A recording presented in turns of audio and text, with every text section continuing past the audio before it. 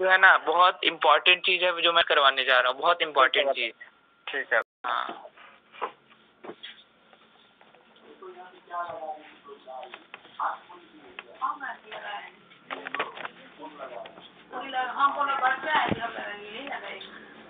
आप लोग पहला नंबर दीजिएगा, पहला प्रथम प्रयोग में।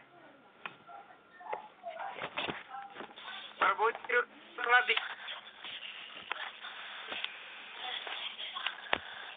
पहला पॉइंट दीजिए कि अचानक एक दिन में अगर किसी को बुखार आ जाए या एक दिन के बुखार से मलेरिया, किसी व्यक्ति को मलेरिया हो जाए या बुखार हो जाए,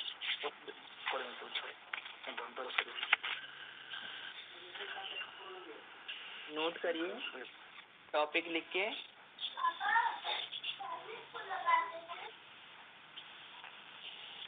हाँ मिलन प्रभु थोड़ा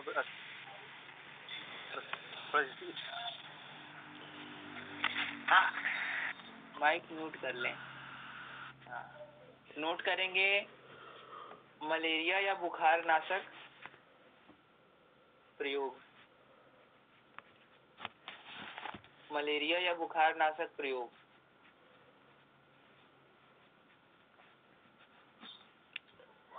इसमें लिखेंगे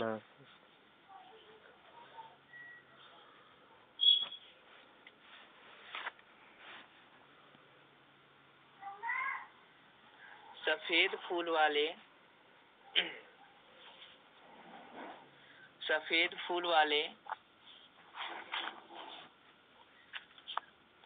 कनेर वृक्ष की जड़,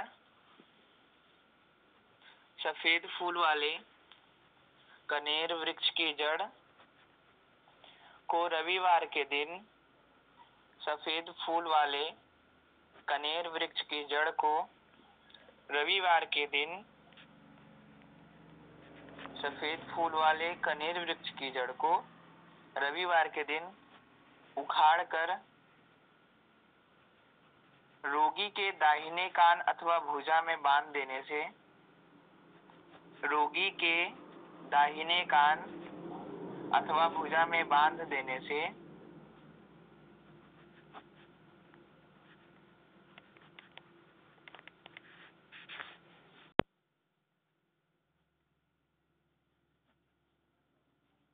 अनेक प्रकार के दर्द, मलेरिया या बुखार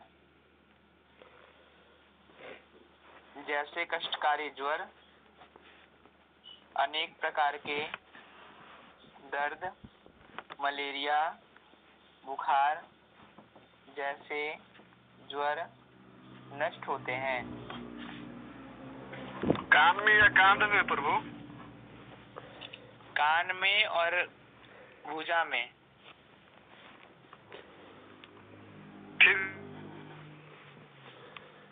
कान में या भुजा में, हाथों की भुजाओं में।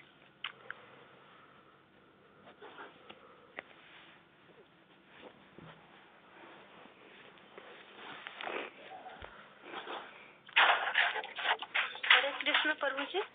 जी हरे कृष्णा। थोड़ा सा रिपीट कीजिए। अनेक प्रकार से, अनेक प्रकार के दर्द, बुखार, मलेरिया इत्यादि जैसे विषम ज्वर नष्ट होते हैं। अनेक प्रकार के दर्द, मलेरिया, बुखार जैसे विषम दर्द नष्ट होते हैं।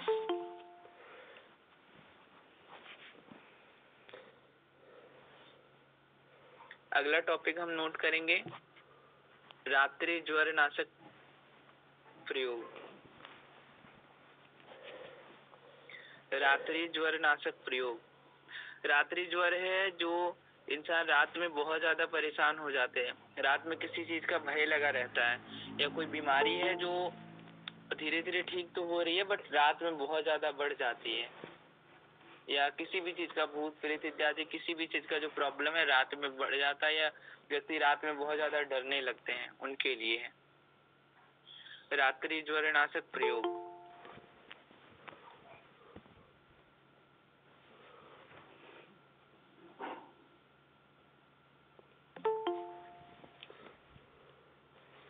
नोट करेंगे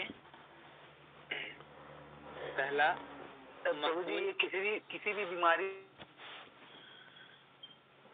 रात में उसके लिए भी जी कोई भी सभी बीमारी है जिसके कारण रात में परेशानी बढ़ जाती है। कोई भी बुखार या बीमारी कोई भी होती है तो रात में उसका प्रभाव जो है ज्यादा बढ़ जाती है, नेगेटिविटी ज्यादा हो जाती है, तो उसके लिए ये है। और बहुत लोग रात में डर जाते हैं, स्वप्न अलग अलग तरह के आने लगते हैं, डरने लगते हैं, वो लोग के लिए भी रात में किसी प्रकार का कोई भय ना लगे, कोई डर ना हो, कोई बीमारी रात में बढ़े ना, इसके लिए नोट करेंगे पहला नंबर, मकोई की जड़, मकोई की जड़ को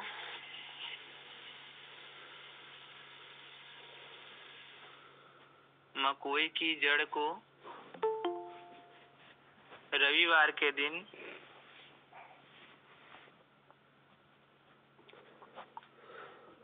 मकोई की जड़ को रविवार के दिन रोगी के कान में, मकोई की जड़ को रविवार के दिन रोगी के कान में बांधने से, रोगी के कान में बांधने से रात्रि ज्वर दूर होता है। रोगी के कान में बांधने से रात्रि ज्वर दूर होता है। दूसरा प्रयोग नोट करेंगे, दूसरा नंबर देके,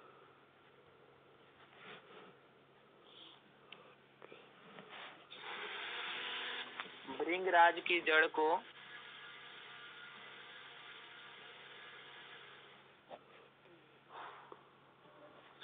भृंगराज की जड़ को डोरे में बांधकर, आवाज क्लियर नहीं आ रही है। भृंगराज की जड़ को डोरे में बांधकर, भृंगराज की जड़ को डोरे में बांधकर रोगी के कान में, रोगी के कान में बांध देने से, रोगी के कान में बांध देने से रात्रि ज्वर दूर होता है। भृंगराज की जड़ को डोरी में बांधकर रोगी के कान में बांध देने से रात्रि ज्वर दूर होता है।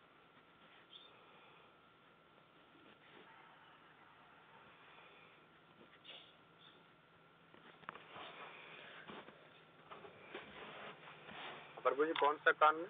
दाहिना या बायां? दाहिने कान में, लड़कों के लिए दाहिना कान, लड़कियों के लिए बायां कान।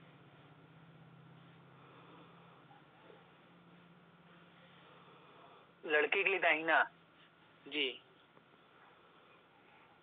लड़का के लिए दाहिना और लड़की के लिए बायां।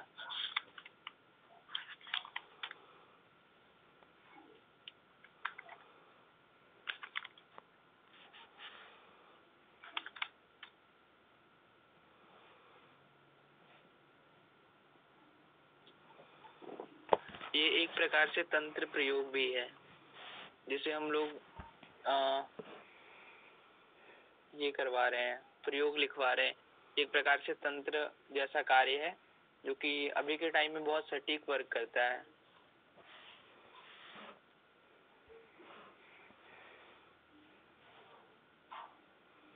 अगला नोट करेंगे, अगला पॉइंट जी। हरे कृष्णा सर। जी हरे कृष्णा। जैसे आपने बताया कि दोनों चीजें हमने रविवार को लेनी है, तो जी। किसी और दिन लेंगे तो उसका इतना असर नहीं होगा? हाँ, असर जो है वो कम होगा। तो ऐसे रविवार को ही क्यों ले रहे हैं वैसे, कुछ कारण? हाँ, रविवार को जो है ना सूर्य का दिन होता है, उस दिन सूर्य का जो इफेक्ट होता है वो बहुत तेज होता है। इसी के कारण सूर्य का जो तेज होता है वो उस जड़ में जाने से, और चूंकि अगर रात को हमें जड़ लगाना है तो दिन में ही जड़ को निकालेंगे, तो वही सूर्य की जो किरणें उसमें पड़ेगी, रविवार की सूर्य की किरणें, वो ज्यादा इफेक्ट करती हैं, बहुत जल्दी रिलैक्स देती हैं, इसी कारण। और अगर उस दिन बादल छाए हो तो फिर हम नहीं लेंगे रविवार को? नहीं, फिर भी लेंगे। रविवार के दिन जो है ना, सूर्य का प्रभाव रहता है, ये बादल छाए हो फिर भी। ठीक है, धन्यवाद। अगला नोट करेंगे, अगला पॉइंट देखें। सर्प बिच्छू विषनाशक प्रयोग। सर्प बिच्छू विषनाशक प्रयोग। सर्प बिच्छू विषनाशक प्रयोग।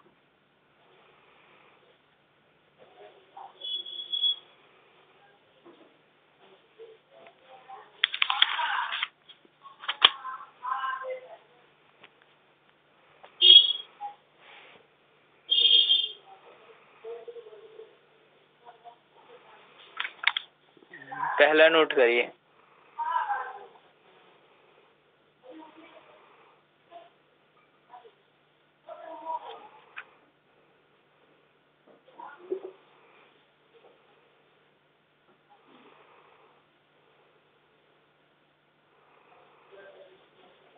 अपामार्ग अपामार्ग लटजीरा अजाझार। अपामार्ग लटजीरा अजाझार की जड़ लाकर रख लें। अपामार्ग लटजीरा अजाझार की जड़ लाकर रख लें। जिस व्यक्ति को बिच्छू ने डंक मारा हो, जिस व्यक्ति को बिच्छू ने डंक मारा, नाभि में, जिस व्यक्ति को बिच्छू ने डंक मारा हो, उसकी नाभि में जड़ लगा दो। उसकी नाभि में जड़ लगा दो, या कान में बांध देने। उसकी नाभि में जड़ लगा दो, या कान में बांध देने, या जहां डंक मारा हो, या जहां डंक मारा हो। जी प्रभु जी। बिच्छू डंक मारा, वहां से फिर से बताए प्रभु जी।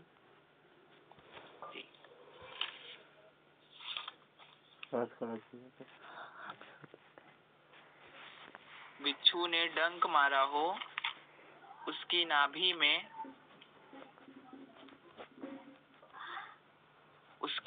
में जड़ को लगा दें। उसकी नाभि में जड़ को लगा दें, या कान में बांध देने, या कान में बांध देने, या जहां डंक मारा हो, या जहां डंक मारा हो वहां लगा देने से बिच्छू का जहर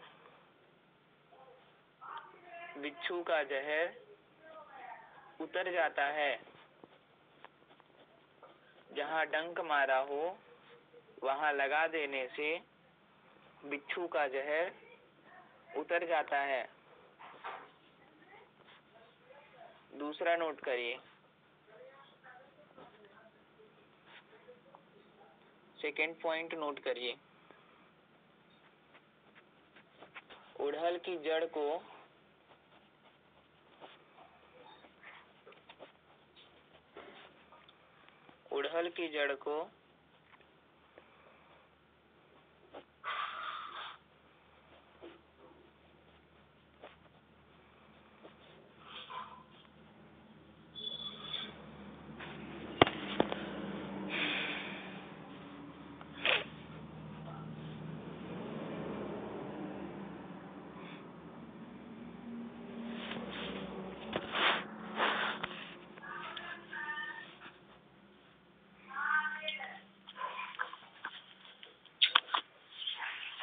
को कट करके हुल कर दीजिए।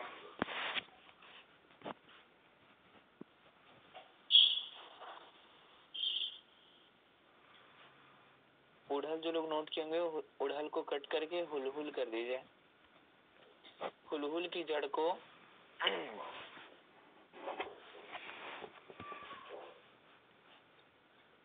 हुल की जड़ को 7 बार हुल की जड़ को 7 बार सुंघा देने से 7 बार सुंघा देने से बिच्छू का विष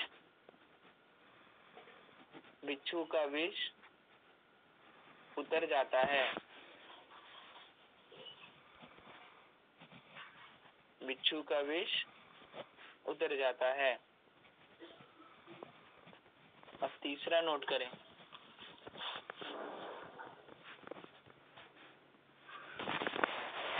सर्प जिस व्यक्ति को काटे, सर्प जिस व्यक्ति को काटे,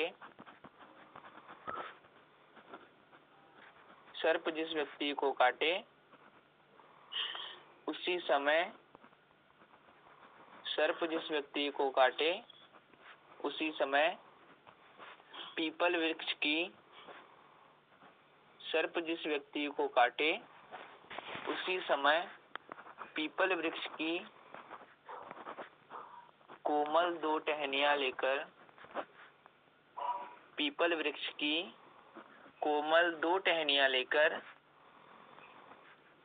पीपल वृक्ष की कोमल 2 टहनियां लेकर लगभग 1-1 बालिश्त की 2 टहनियां, लगभग 1-1 बालिश्त की 2 टहनियां सर्प काटे व्यक्ति के, लगभग 1-1 बालिश्त की 2 टहनियां सर्प काटे व्यक्ति के, सर्प काटे व्यक्ति के 42 लगभग 1-1 बालिश्त की 1-1 बालिश्त की 2 टहनियां, बालिश्त मतलब बित्ता होता है 6 अंगुल 6 इंच, 2 टहनियां। तो आवाज कभी कभी आपका ना कट जा रहा है। यहाँ थोड़ा नेटवर्क इशू है, बाहर में थोड़ा शोर भी हो रहा है, इसी कारण 1-1 बालिश्त की 2 टहनियां, 1-1 बालिश्त की 2 टहनियां सर्प काटे व्यक्ति के, सर्प काटे व्यक्ति के कान में, सर्प काटे व्यक्ति के कान में, सर्प काटे व्यक्ति के कान में, एक दाहिने कान में, एक दाहिने कान में, दूसरी बाएं कान में लगावे। सर्प काटे व्यक्ति के कान में एक दाहिने कान में, दूसरी बाएं कान में लगावे और मजबूती से, और मजबूती से दोनों टहनियां पकड़े रहें, और मजबूती से दोनों टहनियां पकड़े रहें, अन्यथा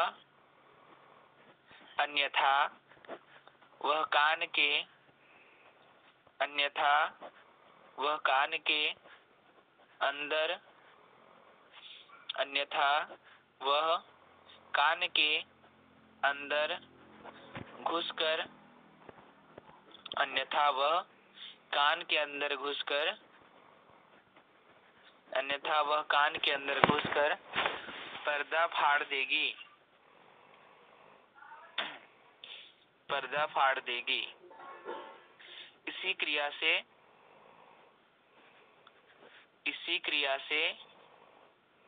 किसी भी सर्प का,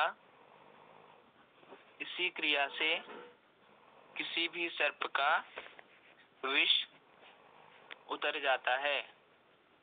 इसी क्रिया से किसी भी सर्प का विष उतर जाता है। ओके, चौथा पॉइंट नोट करें।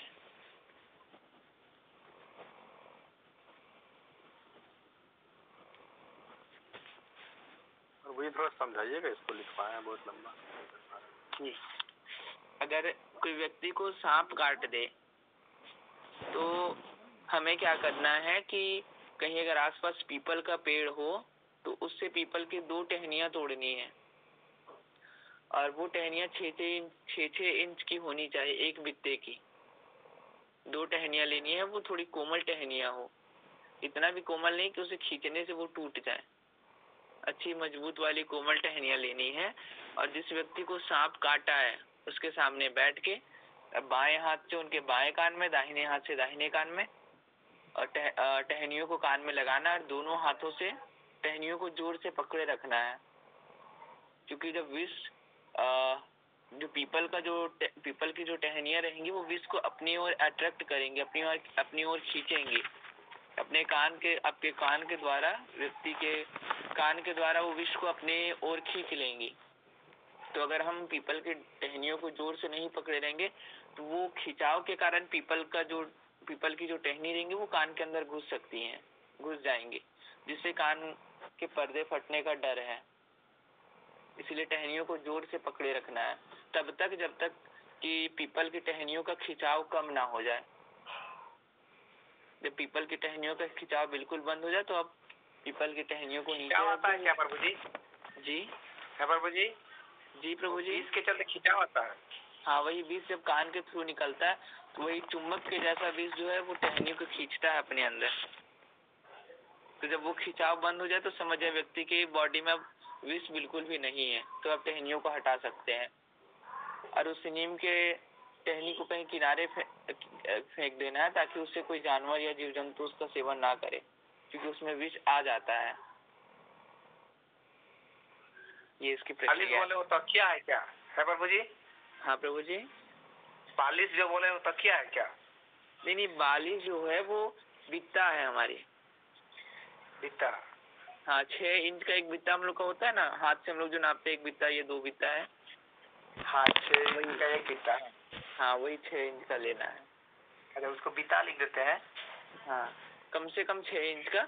अब बाकी हम अपने अकॉर्डिंग तोड़ लेंगे, जो हमारे दोनों मुट्ठों में आ जाए, उनके कान में चिपक जाए, उतना अपने हिसाब से देना है।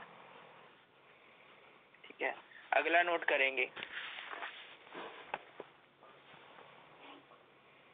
चौथा पॉइंट नोट करेंगे। मोर के पंखों को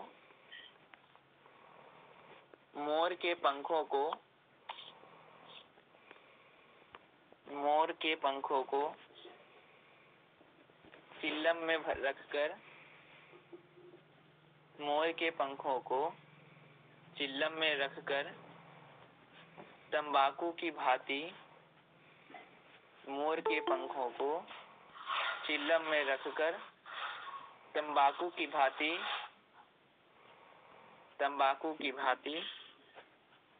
चिल्लम को पीने से, मोर के पंख को चिल्लम में रखकर तंबाकू की भांति चिल्लम पीने से सर्प का विष उतर जाता है। सर्प का विष उतर जाता है। मोर के पंख को चिल्लम में रखकर तंबाकू की भांति चिल्लम में पीने से सर्प का विष उतर जाता है। जी प्रभु जी। प्रभु जी, मैं पूछ रहा हूँ कि ये जो जैसे कि सांप ने अभी काटा जी, तो कितनी देरी के बाद इन सब प्रक्रिया को करने से विष उतर जाएगा? जितनी जल्दी हम कर सकते हैं। Maximum timing? हाँ, जितनी जल्दी हम करेंगे ना, विष का जो इफेक्ट रहेगा वो कम होता है, क्योंकि हमारी बॉडी में जब विष जाता है तो वो हमारे बॉडी में जो ब्लड है उसको वो जमाना चालू कर देता है। हमारे ब्लड जो है उसमें धक्का जैसा बनने लगता है, ब्लड सर्कुलेशन सही नहीं चलने लगता है, सर्कुलेशन धीरे धीरे कम होने लगता है। क्योंकि 24 घंटे में अगर अगर कम विष वाला जहर है सांप है तो 24 घंटे में वो हर सांप के ऊपर अलग अलग है कि अपने टाइमिंग में वो ब्लड को जमाना चालू कर देते हैं। जब ब्लड बिल्कुल जम जाता है तो इंसान डेथ कर जाते हैं इसी के कारण। तो जब हम जितना जल्दी हमें प्रयोग में जितना जल्दी हमें समय मिल जाए समय रहते कर देना है। मयूरपंख मतलब देना तब तो कि बीच में सब प्रभु। जी प्रभु जी। मयूरपंख का जो काला और चमकीला है उसको ये करना है ना पूरा पूरा, हाँ पूरा पंख को। उसके पीछे वाला भी जो रहता है उसके भी कुछ भाग को उसमें लेना है, वो सफेद वाले को। सफेद वाला भी जो डंटी रहता है, हाँ उसको भी थोड़ा सा लेना है, थोड़ा सा लेना है, क्योंकि वो जलने के बाद प्लास्टिक के जैसा हो जाता है। उसको ज्यादा नहीं लेना, थोड़ा सा लेना, बट लेना है उसको भी। तो प्रभु जी मतलब कि उस मोरपंख में माचिस से आग भी लगा के खींचना है। हाँ तो चिल्लम के जैसा खींचना है, जैसे हम तंबाकू को खींचते हैं वैसे ही। प्रभु जी कोई पिया नहीं है तंबाकू कैसे खींचे? वो तंबाकू नहीं है ना, तंबाकू का सेंट उसमें नहीं होता है, तो मोर के पंख का सेंट नहीं। ये तो कैसे नहीं आएगा उसको। इसको एक अगर पेशेंट अगर थोड़े लेट करके आए तो इसे क्या करना है कि सबसे पहले जो लोग नहीं पिए हैं उसको बिना मोर के पंख में आग जलाए पहले उनको पिलाना है, ऐसे ही खींचने बोलना है। 5 से 7 बार जब वो ऐसे खींच लेते तब उसमें आग लगाएंगे। तो अगर वो नहीं पिए, अगर कोई इन्फेक्शन होता है उनको, बहुत लोग होते हैं ये सब सोच के भी माइंड में कुछ इन्फेक्शन बनता है, तो उसके लिए 5 बार ऐसे ही पहले खिंचवाएं फिर उसको जलवा के खिंचवाएं, तो उससे क्या होगा कि इन्फेक्शन माइंड में वो नहीं बनेगा। और फिर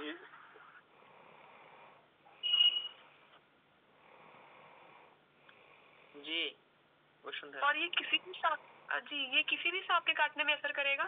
किसी भी या सांप के कुछ? काटने। ठीक है। नहीं, दोनों प्रयोग जो है वो किसी भी सांप के काटने में है, और 2 जो प्रयोग और थे वो बिच्छू काटने के हैं। कैसा भी कोई सा भी बिच्छू काटे तो प्रयोग कर सकते हैं। तो प्रैक्टिकल हुआ है प्रभु जी को? जी प्रैक्टिकल हुआ है। ये जो पीपल की टहनियों वाला है वो हमारे गुरुकुल में भी प्रैक्टिकल हो चुका है शायद, जहाँ तक हमें लगता है। अच्छा प्रभु जी, अगर गला में अगर एक काला कोबरा अगर काट दे तो उसको मतलब इसमें काम करेगा? हाँ बिल्कुल करेगा, टाइम रहते अगर व्यक्ति हमारे पास पहुंच जाए तो काम करेगा। किसी भी सांप के विष को उतारने में कार्य करता है। अब कोई ऐसा सांप काटे या 2-3 जगह काटे जब धक्का जल्दी जमने लगे व्यक्ति, बहुत जल्दी वो उसके ऊपर इफेक्ट पड़े, तब हम कुछ नहीं कर सकते। अगर वो हमारे पास आने से पहले ही कंडीशन से ज्यादा वो खराब हो गया तब। अगर वो टाइम रहते हमारे पास पहुंच गया तो कोई भी सांप काटा हो वर्क करेगा ही करेगा। शास्त्र में तो कहते कि मस्तल में काटने पर बचता आदमी नहीं है प्रभु जी। कौन से सांप को काटने से नहीं बचता है? करेंता सांप। वो कहीं सुनी बातें हैं। सांप, कोई भी सांप जब काटता है ना तो वो हमारे अंदर कितना विष छोड़ा है ये डिपेंडेड है। अगर वो विष एक क्वांटिटी में छोड़ा है तो हमारे बॉडी में जो रक्त है हमारे बॉडी में वो धक्का जमने में कितना टाइम लगता है। वो तो हमसे जैसे हम 3 बार काटा था और 2 घंटा तक बचा था। हाँ तो 2 घंटे तक बचा था ना। शायद अगर उस टाइम पे अगर ये प्रयोग पता हो पीपल वाला, अगर हम करें तो काटने के 10-15 मिनट के ही अंतराल में करें तो ये वर्क करता है। मतलब कान में डाल? हाँ, पीपल की जो टहनियाँ वो कान में डाल कर पकड़े रहना है जोर से। तो मैं तो सुनने में कह रहे थे कि नहीं मस्तल में काटने से संभावना कम ही होता बचने का। जैसे गला में काट लिया हो, किसी का माथे भौवे के बीच में काट लिया हो, तो वो संभावना इसलिए कम रहता है ना कि पूरे बॉडी को अगर जैसे होटल का मैनेजर कैसे होता है, पूरे मैनेजमेंट करता है, पूरे बॉडी को मैनेज जो करता है वो हमारा माइंड ही है। तो उसके आसपास अगर करे तो इफेक्ट जल्दी करता है माइंड में हमारे। अब माइंड में जैसे ये विष चढ़ा तो गेम हो गया। अगर टाइम रहते, चूंकि और एक हेम्योपैथी वाला दवा प्रभु जी, जी हेम्योपैथी वाला एक दवा भी तो है। हाँ, वो हमारे जागेश्वर प्रभु बताएंगे या आप बताएंगे?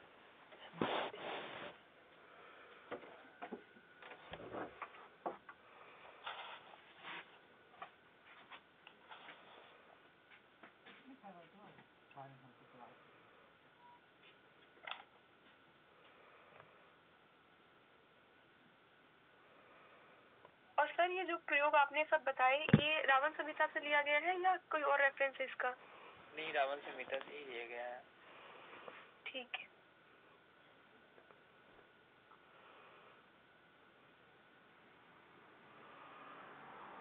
प्रभु जी कहाँ से लिए गया है नहीं बताए? रावण संहिता से लिया गया है। बड़े अति सुंदर प्रभु जी। धन्यवाद प्रभु जी, बहुत सुंदर बहुत सुंदर। रावण संहिता, रावण संहिता।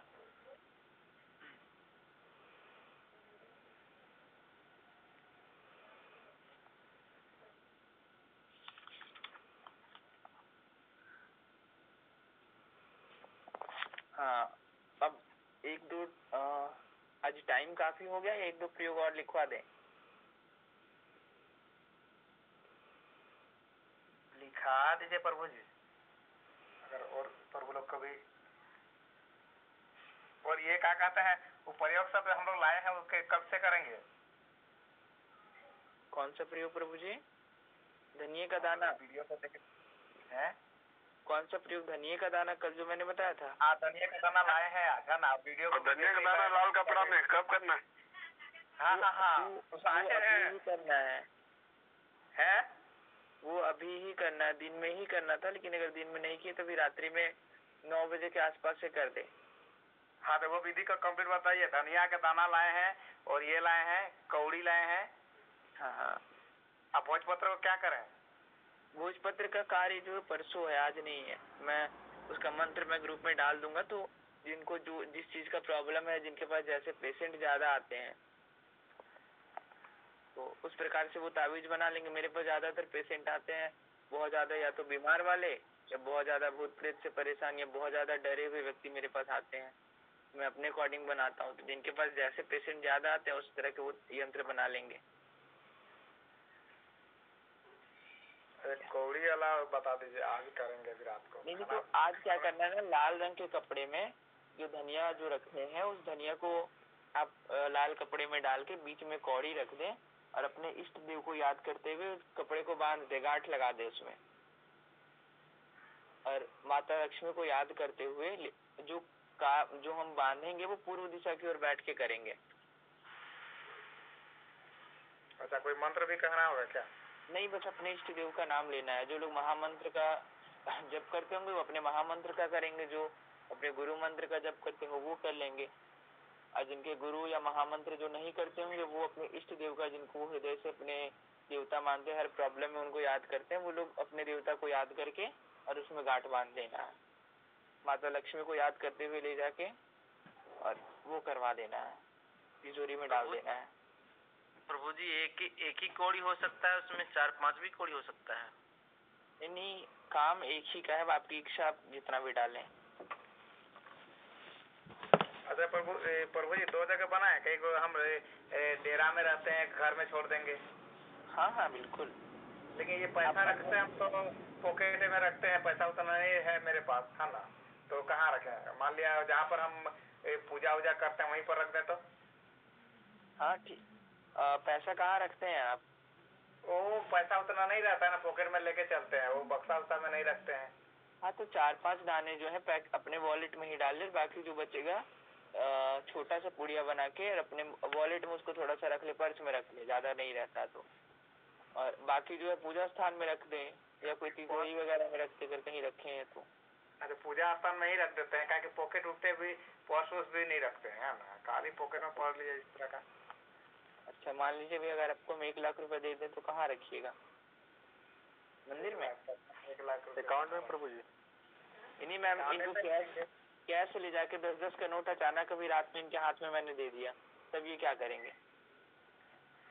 ये तो कभी कल्पना भी नहीं किया है प्रभु जी। हाँ नहीं तो ऐसी परिस्थिति में जहाँ पैसा रखते हो वहाँ भी रख सकते हैं, बस वही मेरे कहने का मतलब है।